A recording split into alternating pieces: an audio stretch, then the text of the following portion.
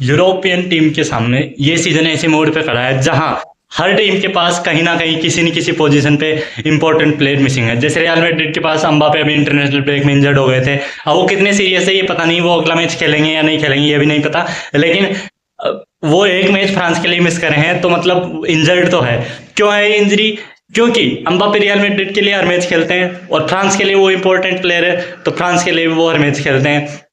साथ ही में Dembélé France के लिए खेल रहे थे, पीएसजी के लिए वो पूरे सीजन जब जनवरी से फिट हो गए थे तब से लगातार खेले जा रहे थे। डेम्बेले इंजर्ड है, पीएसजी के यंगस्टर डेजरी डुए इंजर्ड है। तो ये इतनी सारी इंजरियां इस सीजन में इसलिए हो रही है क्योंकि इस सीजन में सभी प्लेयर्स जो फीफा वर्ल्ड कप खेले थे, फीफा क्लब वर्ल्ड कप खेले थे, उनको रेस्ट नहीं मिला क्योंकि समर ट्रांसफर विंडो में उनको रेस्ट मिलना चाहिए था। वहां पर इन्होंने फीफा क्लब वर्ल्ड कप रख दिया, उसके चलते उनकी बॉडी को रेस्ट नहीं मिला। और अभी फिक्सर्स ऐसे तुरंत आए जा रहे हैं 3 दिन के मैच, 3 दिन के फासले से, कभी चैंपियंस लीग खेलना, कभी लीग खेलना, कभी डोमेस्टिक कप्स खेलना, ऐसे लगातार। और जो इंपॉर्टेंट प्लेयर्स है वो हर मैच खेल रहे हैं, तो इसी के चलते जो इंजरीज है वो इस सीजन बढ़ती जा रही है संख्या में। जैसे बार्सिलोना के पास अपनी इंजरीज है, रियल मैड्रिड के पास बहुत सारी है, लिवरपूल फंस गई है बिल्कुल। लिवरपूल के पास 2 ही सेंटर बैक थे जो रिलायबल थे, वो इब्राहिम कोनाटे और वर्जिल वैन डाइक। उसमें से कोनाटे इंजर्ड हो चुके हैं, उन्होंने जो सेंटर बैक यंगस्टर साइन किया था वो भी एसीएल के चलते अगले सीजन के तक बाहर है। तो फिर लिवरपूल के सामने ये समस्या है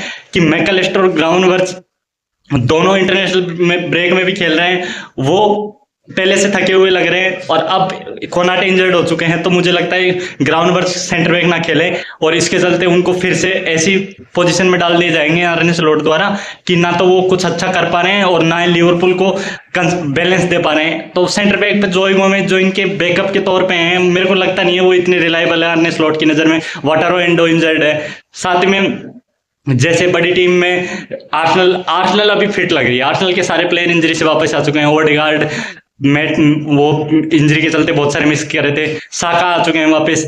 जैसे बेलिंगम को भी इंटरनेशनल ब्रेक में सिलेक्शन नहीं हुआ था तो उसको रेस्ट मिल चुका है। वो रियल मैड्रिड के लिए फटीग नहीं रहेगा उनमें, उनको प्रॉपर रेस्ट मिला है इस इंजरी के चलते जो इंटरनेशनल ब्रेक में। और इंटरनेशनल ब्रेक से पहले वो फिट हो चुके थे लेकिन थॉमस टुकल ने उन्हें सेलेक्ट नहीं किया, इसके चलते उनको रेस्ट मिल चुका है। तो ये जो प्लेयर्स है इनको कितने ही अच्छे से ट्रीट कर लो, कितने ही अच्छे से बॉडी मैनेज कर लो, फटीग आना ही आना है। जिस हिसाब से मैचेस चले जा रहे हैं उस हिसाब से फटीग आएगा ही आएगा, क्योंकि ह्यूमन बीइंग होते हुए तुम इतने कंसिस्टेंट बेसिस पे अपनी बॉडी को इतना फोर्स नहीं कर सकते कि बॉडी की मांसपेशियां और जो होती है वो जवाब दे जाए। और इसी के चलते इंजरीज हो रही है। और ये इंजरी कंसर्न तभी संभल सकता है जब इस मैचेस के कंजक्शन में वही टीमें सक्सेसफुल है जिनके पास बहुत बड़ा स्कोर डेप्थ हो, जैसे चेल्सी के पास है। लेकिन चेल्सी के पास स्कोर डेप्थ है लेकिन उन्होंने ऐसे प्लेयर साइन कर रखे हैं जो उन पे भरोसा नहीं कर पाते हैं, वो काफी यंग है। अगर ऐसा स्कोर डेप्थ, जैसे पीएसजी के पास स्कोर डेप्थ अच्छा है, उनके पास हर पोजीशन पे अच्छे प्लेयर है, तो वो टीमें सर्वाइव इसलिए कर पा रही है क्योंकि उनके पास क्वालिटी बैकअप है। जैसे कि लिवरपूल के पास कोई क्वालिटी बैकअप नहीं है, अब लिवरपूल फंसी हुई है। रियल मैड्रिड के पास क्वालिटी बैकअप है, रियल मैड्रिड बच जाएगी इनसे क्योंकि वो रेस्ट दे देंगे 1-2 मैच में कुछ मिनट खिला के, उनके पास क्वालिटी बैकअप है। तो इस जो ये अक्टूबर और नवंबर और दिसंबर वाले महीने हैं इसमें वही टीमें सर्वाइव कर पाएंगी जिनके पास स्कोर डेप्थ है, क्योंकि लगातार मैचेज आएंगे जनवरी ट्रांसफर विंडो से पहले और इतने जल्दी मैचेज आएंगे और इतने इंपॉर्टेंट मैचेज आएंगे। तो सारे प्लेयर जो इंपॉर्टेंट है, इंटरनेशनल टीम में भी खेलते हैं और क्लब के अपने इंडिविजुअल क्लब के लिए भी इंपॉर्टेंट है, वो हर मैच खेलने वाला है। तो अब जो इंजरीज अब तक जितनी हो चुकी थी उससे भी ज्यादा होने के खतरे बन चुके हैं प्लेयर्स में।